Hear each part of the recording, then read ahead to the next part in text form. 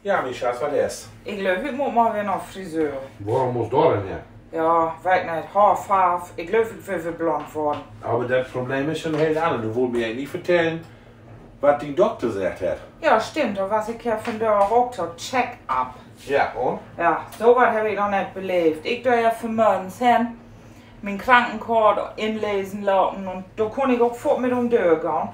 Blut aufnehmen, EKG hier schreiben, Blutdruck meten und Ultraschall hier macht danach so ein Schied und Gedöns. Und während Herrn untersuchen was, habe ich geholt, verteilt so was dann Knieten da. Dann war ich da so Pien her, ne? Ja. Da mit Knien und Rühr und der Heile Schied. Ja, und du hast du das vom Wesseljahr auch verteilt? Ja. Deswegen hier hat mir Blut aufgenommen. Aber nun glaube ich doch wieder verteilen. Oh Gott, nein, Entschuldigung, wenn ich eine Nachfrage habe. Du ist er mit seinem Heile und so klar, nimmt mich mit in ein anderes Zimmer.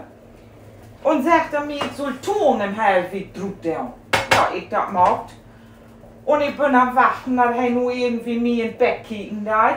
Da setzt der Töffel so an den Schrifttisch, fängt an schreiben und drückt mir einen Zettel in die Hand. Mit der Zettel soll ich nach der Apotheke fahren und die Medikamenten soll ich mir holen. Da sag ich dann, warum ich Ton oder drüber stecken muss.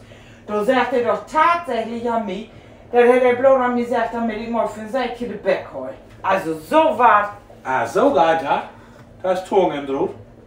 Nu schlägt ja, weil das heim war. Je alle scheiß Mann vor.